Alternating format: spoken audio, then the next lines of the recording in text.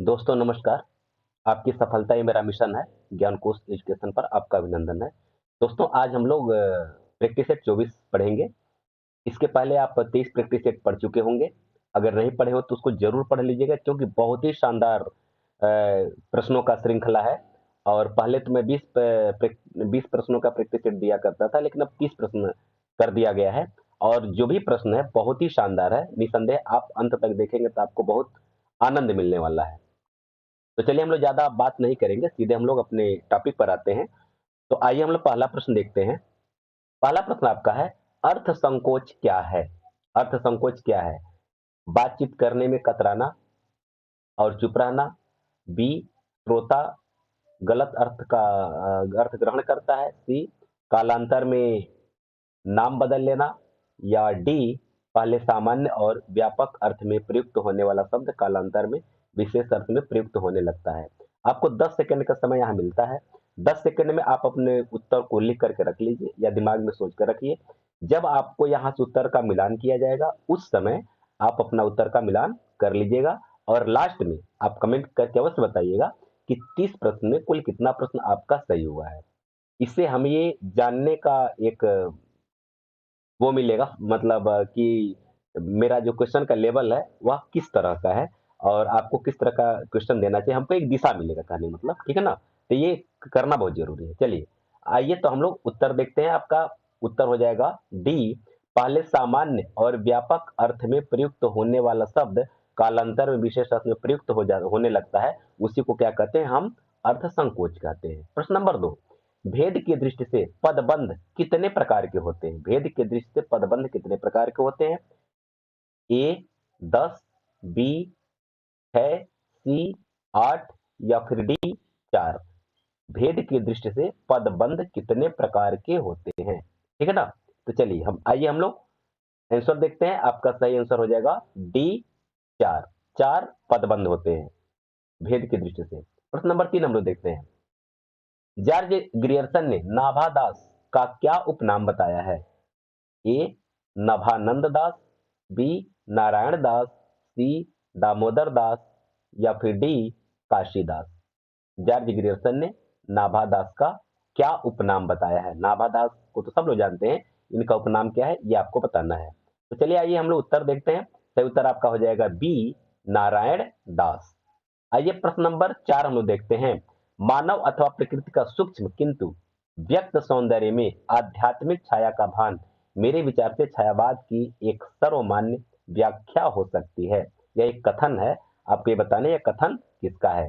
सुमित्रा नंदन पंत का है, अथवा नंद दुलारी वाजपेयी का है, या नगेंद्र का है, अथवा नामवर सिंह का है? ये किसका है? मानव अथवा प्रकृति के सूक्ष्म किंतु व्यक्त सौंदर्य में आध्यात्मिक छाया का भान मेरे विचार से छायावाद की एक सर्वमान्य व्याख्या हो सकती है। तो आइए हम उत्तर देखते हैं। बी उत्तर क्या हो जाएगा? बी नंद दुलारे वाजपेयी। प्रश्न नंबर 5, वाणी की 4 अवस्थाओं में से निम्नलिखित में कौन सी नहीं है? वाणी की 4 अवस्थाएं होती हैं, उसमें कौन सी अवस्था नहीं है आपको ये बताना है। तो आपको आपका पहला ऑप्शन है ए परा, बी लघिमा, सी मध्यमा या फिर डी पश्यंती। वाणी की 4 अवस्थाओं में ये कौन सी इसमें से नहीं है? तो दोस्तों आपका सही उत्तर हो जाएगा बी लघिमा।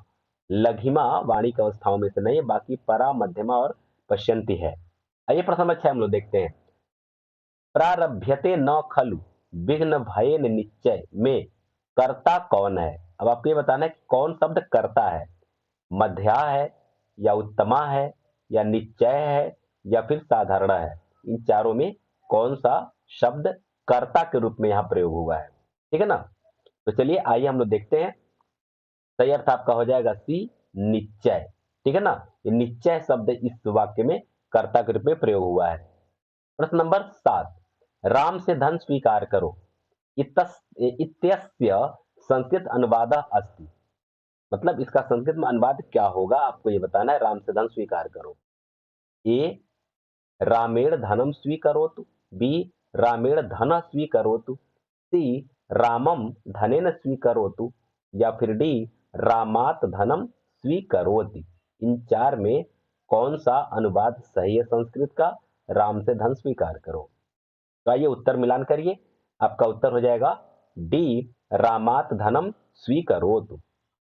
प्रश्न नंबर 8, क्रुद्ध, द्रुह, ईर्ष्य धातुओं तथा इनके समान अर्थ वाली धातुओं के योग में जिस पर क्रोध किया जाता है उसकी संज्ञा क्या होती है? यानी किस प्रकार की संज्ञा होती है? आपको इसमें कारक बताना है कि कौन सा कारक होता है। ए करण, बी संप्रदान, सी अपादान या फिर डी अधिकरण। इसमें से यानी जिस पर क्रोध किया जाता है तो उस समय संज्ञा किसकी होती है, माने किस कारक की होती है, आपको ये बताना है। तो आइए हम लोग उत्तर देखते हैं। सही उत्तर आपका हो जाएगा बी, संप्रदान कारक होता है, नहीं संप्रदान का चिन्ह लगता है किसी पर क्रोध किया जाए तो। चलिए प्रश्न नंबर 9, नियम पूर्वक विद्या स्वीकार करने पर वक्ता में किस विभक्ति का प्रयोग होता है? ए तृतीय विभक्ति, बी चतुर्थी विभक्ति, सी पंचमी विभक्ति या फिर डी षष्ठी विभक्ति। इसमें से कौन सा? विद्या, नियम पूर्वक विद्या स्वीकार करने पर वक्ता में किस विभक्ति का प्रयोग होता है? ठीक है ना। तो आपका सही उत्तर क्या हो जाएगा? सी पंचमी विभक्ति। क्योंकि विद्या स्वीकार कर मतलब किसी से कोई चीज प्राप्त किया जाता है, माने ग्रहण किया जाता है, लिया जाता है, तो सामानों का आदान प्रदान हो रहा है, तो इस कंडीशन में पंचमी विभक्ति लगती है। ठीक है ना। चलिए आइए प्रश्न नंबर 10, संबोधन ने च सूत्र से विभक्ति होती है, इसमें कौन सी विभक्ति लगती है? संबोधन च अगर सूत्र है तो इसमें कौन सी विभक्ति लगती है, आपको ये बताना है। चतुर्थी विभक्ति लगती है, अथवा प्रथमा विभक्ति लगती है, अथवा सप्तमी विभक्ति लगती है, अथवा द्वितीय विभक्ति लगती है। इसमें से कौन सी विभक्ति लगती है, आपको ये बताना है। तो आपका उत्तर देखिए क्या है। उत्तर आपका हो जाएगा ए, या प्रथमा विभक्ति लगती है। संबोधने च सूत्र में प्रथमा विभक्ति लगती है, क्योंकि यही संबोधन में चला, क्योंकि प्रथमा विभक्ति संबोधन में चला जाता है, यानी कि हे शब्द लगा करके लग जाता, आप जानते हैं, इसलिए यहाँ प्रथमा विभक्ति लगती है। दोस्तों 10 प्रश्न आप पढ़े। 10 प्रश्नों में निस्संदेह आपको प्रश्न का लेवल तो बहुत शानदार लग रहा होगा, और प्रश्न हो सकता है कि अगर आप फ्रेशर हो तो आपको प्रश्न काफी कठिन लग रहा हो। मजबूरी ये है हम लोगों की कि अब कठिन प्रश्नों से ही आपको सामना करना पड़ेगा, क्योंकि जो एग्जाम होना है 2023 में, इस एग्जाम में निसंदेह, चूंकि इसमें वाइवा नहीं है, इसको ध्यान रखिएगा। अगर टीजीटी में वाइवा नहीं है, इंटरव्यू नहीं है, इसका मतलब ये हुआ कि प्रश्न का लेवल कठिन होगा, जैसा कि 2021 में हुआ था। इसलिए आप इससे कतई न घबराएं कि प्रश्न बहुत कठिन है, मेरा 4 ही 6 हो रहा है, मेरा 10 हो रहा है। इससे कोई चिंता करने की आवश्यकता नहीं। आप जितनी गलती करना आप यहाँ कर लीजिए, ताकि परीक्षा में आगे कोई गलती करने कोई चांस नहीं रहेगा। ठीक है ना। तो वीडियो कैसा लग रहा है आप हमें अवश्य बताएंगे। अच्छा लग रहा है तो लाइक शेयर जरूर कर लीजिए, और नए तो सब्सक्राइब भी कर लीजिए। आइए प्रश्न नंबर 11 हम लोग देखते हैं। कृष्णायकत्वम शब्द में संधि है। अब जो संधि भी है वो भी आपको यहाँ बहुत शानदार संधि पढ़ने के लिए मिलेगा। मैं व्याकरण के इसमें काफी क्वेश्चन उठाया हूँ, इसके बाद देखिए व्याकरण से आपको मुकाबला होगा, और बहुत ही शानदार शानदार आपको प्रश्न देखने के लिए मिलेगा। तो आपका ए हो जाएगा गुण संधि है कि वृद्धि संधि है, बी, या फिर सी आपका याद संधि है, या फिर डी दीर्घ संधि है। कौन सी संधि है? कृष्णायकत्वम में कौन सी संधि, आपको ये बताना है। ध्यान से आप करेंगे तो आप इसको उत्तर तक पहुंच भी सकते हैं। ठीक है ना। तो सही उत्तर आपका क्या हो जाएगा? बी, वृद्धि संधि है। ठीक है ना। आइए प्रश्न नंबर 12 हम लोग देखते हैं। विष्णवे का संधि विच्छेद है, यह बार बार परीक्षा में पूछा जाता है और शायद आप गलत कर देते होंगे, इसलिए इसको ध्यान से पढ़िए, इसका सही उत्तर दीजिए। क्या है विष्णवे का संधि विच्छेद? विष्णु धन ए है, या विष्णु धन ए है, या विष्णु धन अये है, या विष्णु धन अवे है। इसमें से कौन सा संधि विच्छेद है? तो आइए सही उत्तर हम लोग देखते हैं। सही उत्तर आपका हो जाएगा बी, विष्णु धन ए, यही इसका सही संधि विच्छेद है। प्रश्न नंबर 13, स्वस्त्यस्तु का संधि विच्छेद होगा। क्या होगा? स्वस्ति धन अस्तु, या स्वधन अस्त्यस्तु, या स्वस्त्य धन अरस्तु, या स्वधन इस्त्यस्तु। इसमें से कौन सही संधि विच्छेद होगा, आपको यह बताना है। तो दोस्तों आइए हम लोग उत्तर देखते हैं। उत्तर हो जाएगा ए, स्वस्ति धन अस्तु। ठीक है ना, यह संधि के दायरे में आएगा ये, और यही इसका सही संधि विच्छेद होगा। प्रश्न नंबर 14, अभिन्न शब्द का संधि विच्छेद है। अभिन्न शब्द का संधि विच्छेद क्या है, आपको ये बताना है। अभिधन न है, या अधन भिन्न है, या अभित धन न है, या अभिन्न धन न है। इसमें से कौन सही है, आपको ये बताना है। ठीक है ना। अभिन्न का संधि विच्छेद, तो आइए उत्तर देखते हैं। उत्तर सही है आपका सी, अभित धन्न। जिसे जगत धननाथ जगन्नाथ होता है, उसी तरह अभित धन्न अभिन्न होगा, ठीक है ना। आइए 15वां भानवागमन का सही संधिविच्छेद है। भानवागमन का संधिविच्छेद क्या है आपको ये बताना है। भानवधन आगमन, या भानुधन आगमन, या भानुधन आगमन, अथवा भानधन आगमन। ध्यान से अगर आप विकल्पों को देखेंगे, इसका उत्तर आप पहचान सकते हैं, ठीक है ना। बिल्कुल सही पहचाना आपने। सही उत्तर आपका हो जाएगा बी, भानुधन आगमन, ठीक है ना। आइए प्रश्न नंबर 16 हम लोग देखते हैं। राजशेखर के नाटक का नाम है। राजशेखर के नाटक का क्या नाम है आपको ये बताना है। ए चंड कौशिक, बी बाल रामायण, सी नेषधानंद, या फिर डी आश्चर्य चूड़ामणि। राजशेखर का ये नाटक का क्या नाम है आपको ये बताना है। आइए हम लोग उत्तर देखते हैं। सही उत्तर आपका हो जाएगा बाल रामायण। राजशेखर के नाटक का नाम है बाल रामायण। आइए प्रश्न नंबर 17 हम लोग देखते हैं। कालिदास ने सुलभ कोसो महर्षि किसे कहा है। सुलभ कोपो महर्षि मतलब जो बहुत जल्दी नाराज होने वाले महर्षि किसको कहते हैं। आप जानते भी होंगे, बहुत कॉमन सा प्रश्न है, लेकिन सोचे कुछ प्रश्न ऐसा भी दिया जाए जो कि आपको अच्छा भी लगे, ठीक है ना। चलिए, तो आपका सही उत्तर क्या होगा बताना है। ये दुर्वासा को कहते हैं, या बी वशिष्ठ को कहते हैं, या सी परशुराम को कहते हैं, या फिर डी विश्वामित्र को कहते हैं। सुलभ कोपो महर्षि कालिदास ने कहा है, तो किसको कहा आपको ये बताना है। तो सही उत्तर आपका हो जाएगा ए, दुर्वासा ऋषि को। प्रश्न नंबर 18, रंगमंच पर पर्दे के पीछे का स्थान क्या कहलाता है। ये भी बहुत सामान्य प्रश्न है। यह भी प्रश्न थोड़ा सा आपके लिए मैं डाल दिया इसलिए कि आपको लगे कि हाँ चलो कुछ प्रश्न ऐसा है जो मेरा कुछ सही भी हो रहा है, ठीक है। तो चलिए, बड़ी अच्छी बात है। ए आपका है पृष्ठ मंच कहते हैं, या बी कलाकार दीर्घा कहते हैं, या सी दर्शक दीर्घा कहते हैं, या फिर डी नेपथ्य कहते हैं। इसमें से किसको रंगमंच के पीछे का भाग जो होता है उसको क्या कहलाता है आपको ये बताना है। तो सही उत्तर आपका क्या हो जाएगा, मिलान करिए। सही उत्तर आपका हो जाएगा डी, नेपथ्य। क्या हो जाएगा, नेपथ्य। आइए प्रश्न नंबर 19 देखते हैं। उत्तर रामचरितम के तृतीय अंक का संबंध किससे है। तृतीय अंक में मैंने किस चीज का जिक्र किया गया, किससे उसका संबंध है। ए वाल्मीकि आश्रम से, बी अयोध्या से, सी सरयू के तट से, अथवा डी पंचवटी से।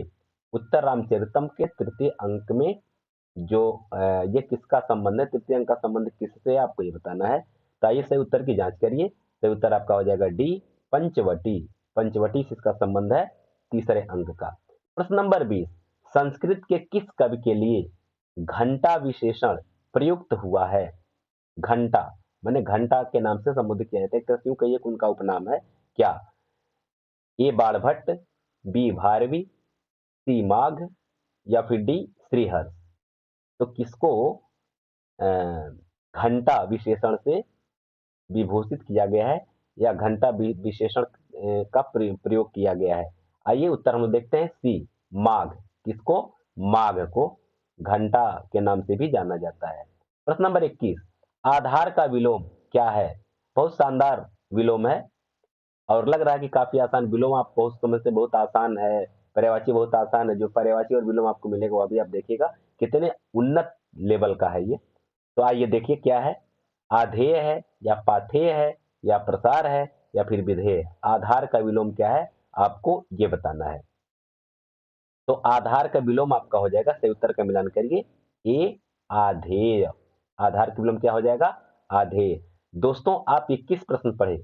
21 प्रश्न में निस्संदेह आप अपना अंदाजा लगा लिए होंगे कि प्रश्न कैसा है और आपकी तैयारी किस लेवल की है। निस्संदेह अगर प्रश्न गलत हो रहा है तो कोई चिंता करने की आवश्यकता नहीं है। अगर ज्यादा सही हो रहा है तो बड़ा हमें खुशी मिलेगी कि आपकी तैयारी काफी अच्छी है। और क्वेश्चन अगर कुछ नहीं ज्यादा सही हो पा रहा है तो भी चिंता करने का आवश्यकता नहीं। बार बार वीडियो को देखिए, क्वेश्चन तैयार करिए, क्योंकि इसी तरह के क्वेश्चन का सामना आपको परीक्षा में करना पड़ेगा। इसलिए प्रश्नों का लेवल अच्छा लग रहा है तो बस वही एक छोटा सा रिक्वेस्ट, लाइक कर दीजिए और शेयर कर दीजिए। चलिए प्रश्न नंबर 22, सौदामिनी का पर्यायवाची शब्द है क्या है। सौदामिनी का, ए विविध, बी शक्र, सी क्षण प्रभा, या डी कासार। सौदामिनी का पर्यायवाची, पर्यायवाची भी देखिए किस लेवल का है, सोच कर बताएं, ठीक है ना। सौदामिनी का पर्यायवाची शब्द क्या है, आइए उत्तर का मिलान करिए। सही उत्तर आपका हो जाएगा क्षण प्रभा। क्षणप्रभा शब्दावली का पर्यायवाची है। चलिए, पुलोमा का पर्यायवाची शब्द क्या है? प्रश्न देखिए कितना शानदार है। पुलोमा का पर्यायवाची शब्द क्या है? ए शची, बी उमा, सी पंचशर, डी कंज।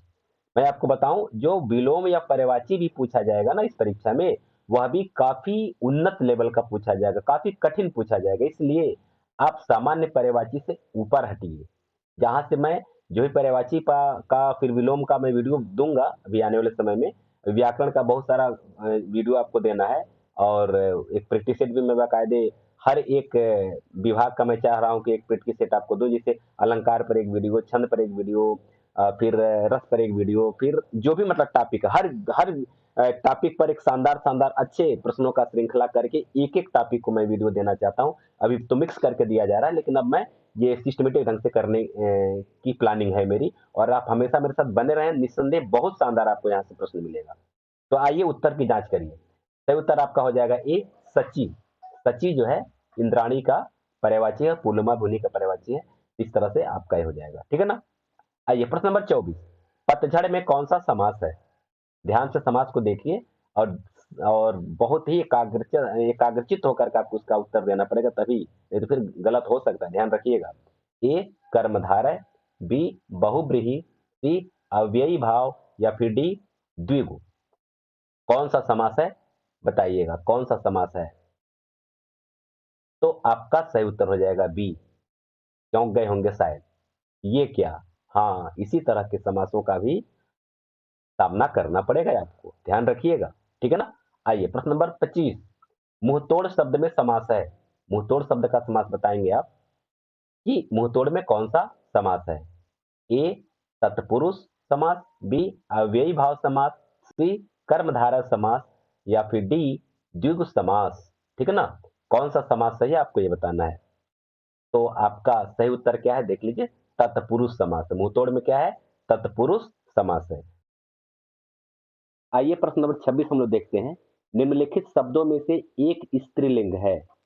ए दूध, बी मट्ठा, सी मक्खन, या डी छाछ। इन चारों में कौन सा शब्द स्त्रीलिंग का है आपको ये बताना है। तो चलिए हम लोग सही उत्तर की जांच करते हैं। सही उत्तर है आपका डी छाछ। आइए प्रश्न नंबर 27 देख लेते हैं। निम्नलिखित में से पुल्लिंग है। पुल्लिंग शब्द क्या है आपको ये बताना है। इसमें से पुल्लिंग शब्द क्या है आपको ये बताना है। ए सरसों, बी मकई, सी सारस, डी मूंग। ध्यान दीजिएगा, इसमें से कौन सा शब्द पुल्लिंग है, बाकी सब स्त्रीलिंग है। तो पुल्लिंग शब्द छाट अगर आप ले रहे हैं अच्छी बात है, लेकिन स्त्रीलिंग शब्दों पर भी ध्यान दीजिएगा कि कौन सा शब्द स्त्रीलिंग है। जैसे मैं आपको बताऊं, सही उत्तर पहले जांच लीजिए। सारस, सारस वास्तव में पुल्लिंग है, लेकिन सरसों स्त्रीलिंग है, मकई स्त्रीलिंग है, मूंग स्त्रीलिंग है। इन शब्दों को भी आप फोकस करिएगा, क्योंकि प्रश्न ऐसे आ सकता है कि सरसों कौन सा लिंग है, स्त्रीलिंग है या पुल्लिंग है। तो ये भी आपको ध्यान देना पड़ेगा, ठीक है ना। आइए प्रश्न नंबर 28 हम लोग देखते हैं। निम्नलिखित में से पार्श्विक व्यंजन है कौन सा अक्षर या कौन सा वर्ड पार्श्विक व्यंजन है आपको ये बताना है, ठीक है ना। ए य, बी र, सी ल, या फिर डी व। कौन सा पार्श्विक व्यंजन है आपको ये बताना है, ठीक है ना। तो सही उत्तर आपका हो जाएगा सी ल। ये ल जो है पार्श्विक व्यंजन है। आइए प्रश्न नंबर 29 हम लोग देखते हैं। पाली शब्द के सर्वप्रधान व्याकरण है। पाली भाषा के सर्वप्रथम मैंने प्रथम ये व्याकरणाचार्य कौन, इसका तात्पर्य है पाली भाषा के प्रथम व्याकरणाचार्य कौन है आपको ये बताना है। एक का चयन है, या बी पतंजलि है, या सी हेमचंद्र है, या डी पाणिनि है। आपको बताना है कि पाली भाषा के पहले व्याकरण कौन है। तो आपका ए हो जाएगा कात्यायन। कात्यायन, ठीक है ना। आइए प्रश्न नंबर 30, उकार बहुला बोली मानी जाती है। कौन सी बोली उकार बहुला है आपको ये बताना है। तो विकल्प है आपका ए अवधी, बी बघेली, सी भोजपुरी, या फिर डी छत्तीसगढ़ी। इसमें से कौन सी बोली उकार बहुला माने ऊ का प्रयोग ज्यादा किया जाता है उन बोली में, ठीक है ना। आपको ये बताना है। तो आइए सही उत्तर हम लोग देखते हैं। सही उत्तर आपका हो जाएगा डी क्या हो जाएगा? डी। इस तरह से हम लोग 30 प्रश्नों को पढ़े। 30 प्रश्न में कितना प्रश्न आपका सही हुआ, आप कमेंट करके अवश्य बताएं। और वीडियो अच्छा लग रहा हो, मेरा मेहनत सार्थक लग रहा हो, तो बस एक वही छोटा सा रिक्वेस्ट, आप लाइक कर लीजिए, अपने दोस्तों को शेयर कीजिए और ज्यादा से ज्यादा आप अपना ये व्यूज बढ़ाइए, ताकि ये लाभ जो है कि हर किसी तक पहुंचे। और सीधे हम लोग आप बात करते हैं लाइव चैट के माध्यम से, जो आप यहाँ बात की है। हाँ, एक मैं आपको बता दूं, ये वीडियो मैं प्रीमियर मोड में डालता हूँ। इसलिए डालता हूँ क्योंकि वहां से आप लाइव चैटिंग करके और तुरंत आंसर की जांच कर सकते हैं। लाइव न आने के पीछे कुछ टेक्निकल फॉल्ट है, मतलब कुछ, एक तो नेटवर्क का इश्यू है, दूसरी बात कि संसाधन अभी उस तरह के नहीं हो पा रहे हैं। तो जैसे भी मेरे पास संसाधन होगा हम लोग लाइव आएंगे, ऐसी कोई बात नहीं है। बस आप लोगों का प्यार मोहब्बत इसी तरह से चैनल के साथ बना रहे, अधिक से अधिक लोगों तक पहुंचाइए। और थोड़ा सा ग्रोथ जैसे दिखेगा, जैसे संसाधन होगा, वैसे हम लोग बिल्कुल लाइव आकर के हम लोग बातचीत करेंगे, ठीक है ना। लेकिन तब तक हम लोग इसी तरह बातचीत करेंगे आपके कमेंट के माध्यम से। तो लाइव चैट में जो 21 लोग दिए हैं, उनका नाम मैं पढ़ रहा हूँ। ममता देवी, सोनू रानी, ममता देवी, आप लोग बहुत अच्छा है कि आप जिससे कि जिस तरह से लाइव में आप कमेंट करके मतलब आंसर लिख करके दिए, बहुत अच्छी बात है, ठीक है ना। फिर सोनू रानी जी हैं, रविंद्र कुमार जी हैं, मीना प्रजापति जी हैं, ममता देवी, विनोद कुमार यादव, फिर अमरजीत जी हैं, विनोद कुमार जी हैं, मीना प्रजापति, फिर ममता, कई लोग मतलब ये डबल जो अपना किए हैं उनकी बात नहीं। रविंद्र कुमार जी हैं, फिर उसके बाद से इधर विनोद कुमार जी हैं, शशि पांडे जी हैं, ठीक है ना। अच्छा, ममता देवी जी का कहना है कि बहुत अच्छा आपका, क्या लिखे हैं, पढ़ाते हैं। अच्छा, बहुत अच्छा आप पढ़ाते हैं, बहुत बहुत धन्यवाद। तो चलिए ठीक है, ममता देवी कहती हैं कि बहुत बहुत धन्यवाद। ठीक है, जो भी मैं मेहनत कर रहा हूँ आप लोगों के लिए कर रहा हूँ।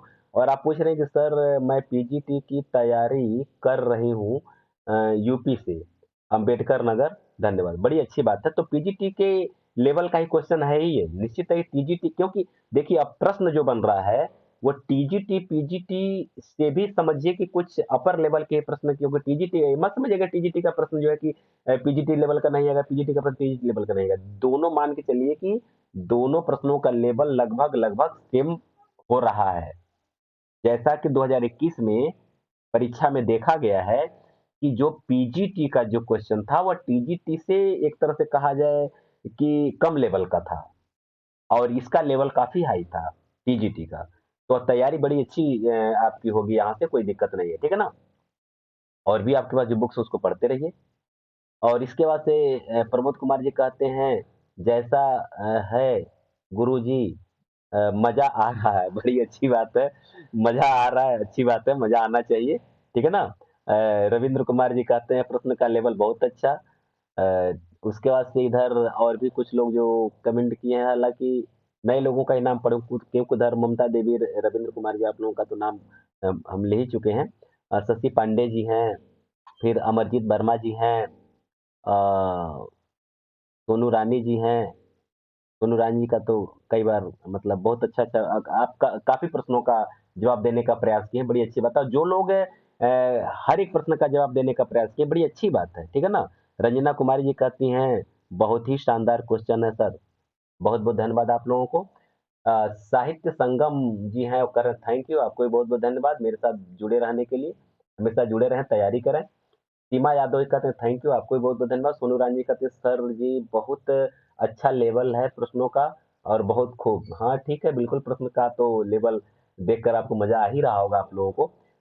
फिर सोनू रानी जी कहते हैं कि सर क्वेश्चन की संख्या बढ़ाने के लिए बहुत बहुत धन्यवाद। हाँ बिल्कुल, क्वेश्चन की संख्या बढ़ा, चूंकि मेरे पास टाइम का अभाव है। देखिए मैं बताऊं, मेरे पास थोड़ा समय का अभाव है, इसलिए थोड़ा सा अभी उतना मैं नहीं कर पा रहा हूँ, लेकिन बहुत जल्दी इससे मैं निवृत्त हो रहा हूँ। और आप लोगों को 50 ही नहीं, सप्ताह में कोशिश करूंगा कि आपको 125 प्रश्नों का श्रृंखला मैं आपको दूं टोटल, जिससे ये लगे कि हाँ ये आप टीजीटी के एग्जाम में बैठे हुए हैं, अच्छा लगेगा, ठीक है ना।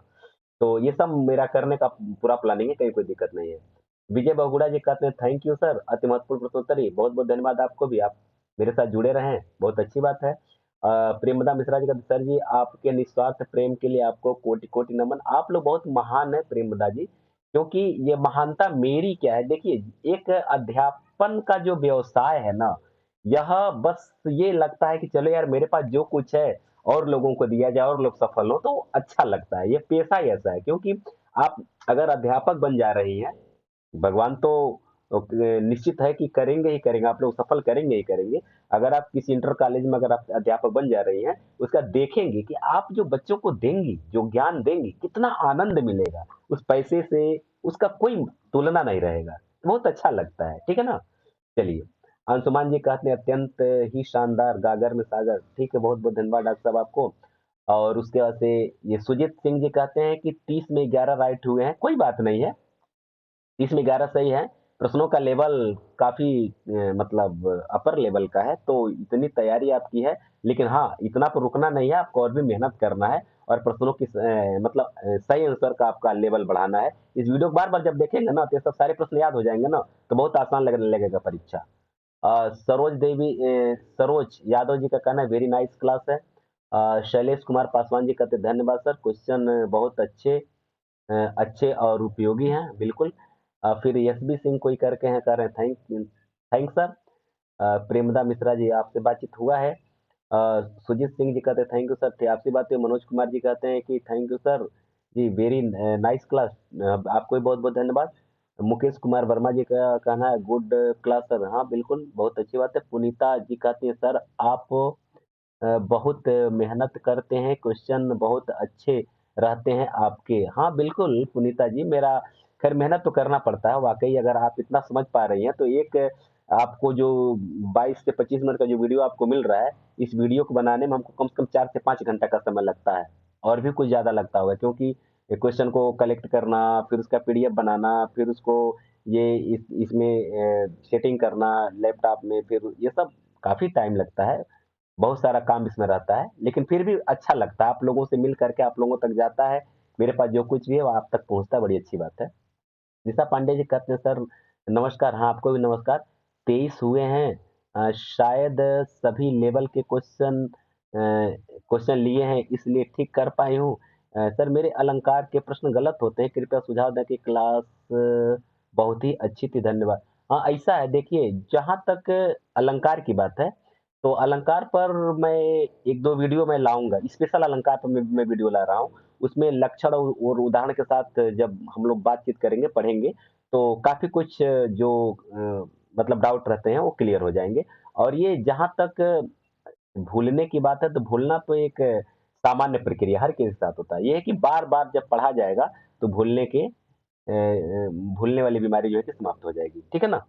तो आप लोगों से बातचीत करके बहुत अच्छा लगा। आप लोग अब तक हमारे साथ बने रहे, इसके लिए आप सबको बहुत-बहुत धन्यवाद। और अगर वीडियो वाक़ई अच्छा लगा हो, तो लाइक कर दीजिए, शेयर कर दीजिए, और अगर आप नए हैं, यहाँ से तैयारी करना चाहते हैं, तो आप इसको सब्सक्राइब कर लीजिए। एक बार पुनः आप सबको बहुत-बहुत धन्यवाद।